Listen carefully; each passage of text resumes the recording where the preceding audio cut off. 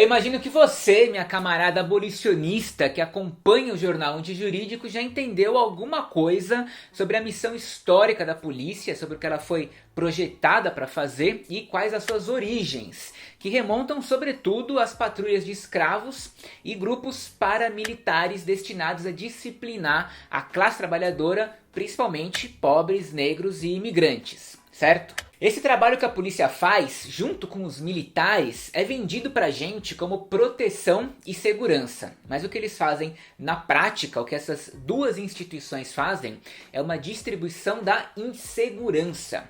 O Estado, através do seu aparato repressor e do poder coercitivo, o que ele faz é distribuir segurança através da distribuição da insegurança. Polícia militar, guerra às drogas, encarceramento em massa, genocídio da juventude negra, tudo isso são coisas que se movem para uma mesma direção, que é a perpetuação da insegurança. A insegurança para determinadas regiões onde mora determinada classe que predomina determinada raça. Então se liga, polícia não é sinônimo de paz social, de segurança e muito menos de aplicação da lei. A polícia ela não aplica a lei ou responde à lei. Na verdade, a polícia cria a lei em cada interação que ela faz, decidindo quem abordar, onde abordar, o que questionar, quem revistar, por que prender e quem ignorar. E ao contrário de praticamente todas as profissões que você possa imaginar, onde o seu poder para tomar decisões ele vai aumentando na medida em que você sobe na hierarquia da empresa, na polícia é justamente o contrário. O poder para tomar decisões nos níveis mais baixos é extremamente alto. A polícia pode te parar e eventualmente te prender porque você estava andando muito rápido, ou muito devagar, ou porque você estava em pé, ou porque você estava sentado. Enfim, atitudes suspeitas. Pois bem, a polícia não aplica a lei, ela não existe para isso, ela existe para manter a ordem, manter o status quo através da violência e da ameaça de violência. E qual que é o status quo? O status quo é de dominação, exploração e desigualdade social. É por essa ordem social que a nossa polícia mata, prende e morre. Então você entendeu? Quanto mais a polícia mantém a ordem, mais ela defende o capitalismo e a supremacia branca. O policiamento e o militarismo são tipo um monstro de duas cabeças que protege e sustenta a base sobre a qual o capitalismo é constituído, que é a exploração da sua vida. Nisso o militarismo ele é usado como uma estratégia que não envolve somente violência, porque a acumulação capitalista sempre dependeu da violência. É através da força e da violência que se sancionam as regras do jogo, se conquistam territórios e se disciplinam os rebeldes. Mas para além da força, o militarismo envolve manter e perpetuar hierarquias de poder, principalmente hierarquias econômicas. O sistema mantém a massa da população sem acesso ou com acesso precário à educação, moradia, alimentação, transporte, emprego, e assim mantém hierarquias raciais e econômicas que por sua vez justificam a própria necessidade da polícia. Enquanto que, por outro lado, segurança pública é justamente tudo o que falta. Segurança pública, a meu ver, aí, na minha opinião, segurança pública é justamente acesso e abundância. Quando você pensa num lugar mais seguro do mundo, ou quando você imagina como seria o lugar mais seguro do mundo, eu aposto que você imagina justamente isso. Um lugar com muitos recursos, acesso, abundância e nenhuma polícia. Por essas e por tantas outras que o abolicionismo é necessariamente anticapitalista. Abolir a polícia e o sistema penal é abolir um dos pilares do sistema capitalista, o que nos abre caminho para construir novas instituições verdadeiramente comunitárias e não coercitivas. E para embasar toda essa crítica que eu sempre faço por aqui, basta a gente olhar para a história da polícia, para o contexto em que ela surgiu. A polícia moderna, a polícia na forma como a gente entende o que é polícia hoje, ela surgiu ali no fim do feudalismo e início do capitalismo. Lembram? Eu dei uma boa introdução nesse assunto no episódio Polícia Moderna. E aqui, agora, no caso, vou me aprofundar um pouco mais nesse ponto aí. Então pega a visão, o capitalismo precisa de uma população livre. Livre não, quando eu digo livre, na verdade é tipo, o capitalismo precisa de uma população disponível para vender sua força de trabalho em troca de um salário. Isso que é liberdade para o capitalismo. E para isso, o que o Estado faz? O Estado, através da lei e da violência, ele cria uma classe trabalhadora. Ele tira o acesso à terra das pessoas, ele tira o acesso aos meios de produção das pessoas e maravilha. Esse é o sistema capitalista, versão hiper resumida. E aí que tá, se você pegar a história das leis de direito penal, ali no começo do capitalismo, tudo girava em torno de leis que regulamentavam a vadiagem. Ou seja, o alvo das leis penais eram as pessoas que viviam fora do regime de trabalho assalariado. Então, por exemplo, tinham coisas ali na virada do feudalismo, começo do capitalismo, que eram completamente comuns. Eram mecanismos de sobrevivência informais que foram sendo gradativamente criminalizados.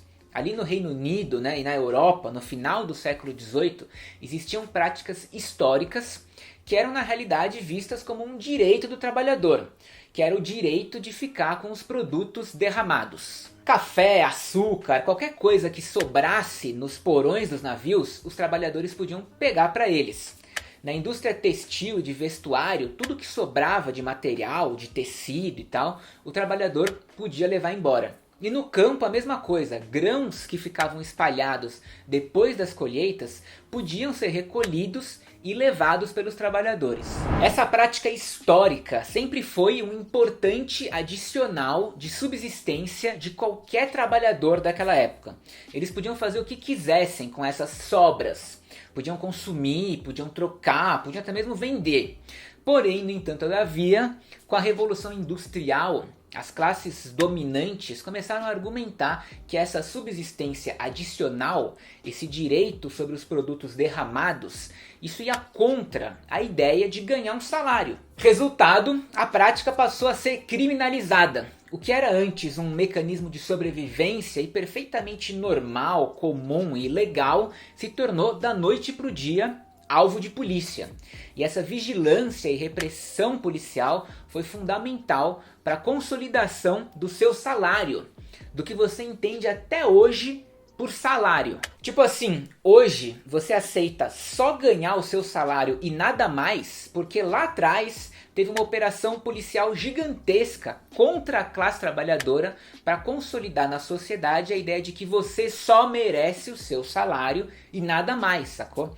Esse é só mais um exemplo para te mostrar como que o capitalismo, mano, ele foi criado através da força policial. Você já entendeu tudo, minha camarada abolicionista. Desde que o capitalismo é capitalismo e consequentemente que a polícia é polícia, que desordem é sinônimo de pessoas que não trabalham.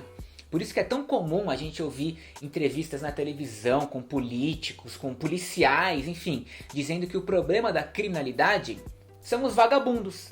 E na cabeça deles faz sentido, porque o fundamento do capitalismo é fazer você trabalhar, para te explorar. É daí que a categoria do vagabundo ela é tão fundamental para tudo isso, porque o criminoso é o vagabundo e o vagabundo é o criminoso. E o que é o vagabundo? O cara que não trabalha, que por sua vez é o alvo principal do trabalho da polícia, desde que a polícia é polícia em qualquer canto do mundo. E isso é uma parada que todo mundo já entendeu. A cena mais comum da gente ver quando alguém toma um enquadro da polícia, por exemplo, é a pessoa dizer que é um trabalhador. Ou quando a polícia vai numa favela, numa periferia e mata alguém, os moradores fazem aqueles protestos e tal. Muitas vezes a gente ouve em entrevistas um morador, um vizinho, dizendo que o fulano de tal era trabalhador, não era um bandido, não era um vagabundo. Negros, pobres, imigrantes, periféricos, todo mundo já entendeu na prática, né, sobretudo através da violência, que ser trabalhador é uma espécie de defesa. É muitas vezes a única defesa e o único argumento que você tem para não morrer, para não ser assassinado pela polícia, que é aceitar a exploração, ser um trabalhador. Isso é a ordem social. E o resumo da ópera já está na mão. A sua pergunta fundamental tem que ser sim, por que a polícia existe? A respostinha padrão, liberal, é de que ela existe porque há pessoas muito más soltas por aí, chamadas criminosos, que querem tirar o que é seu, querem te matar, roubar suas coisas, machucar sua família, etc e tal. Mas a resposta radical para essa pergunta do porquê a polícia existe é pura e simplesmente porque a gente vive em um sistema de exploração. Por isso que o abolicionismo penal tem um significado tão profundo, porque não é só sobre acabar com a polícia, é sobre acabar com a exploração. Então, quando o assunto é abolicionismo penal e revolução, né, a gente não deve ficar se perguntando que tipo de polícia queremos, qual é a polícia ideal e coisas do tipo. A pergunta central tem que ser que tipo de sociedade que a gente quer.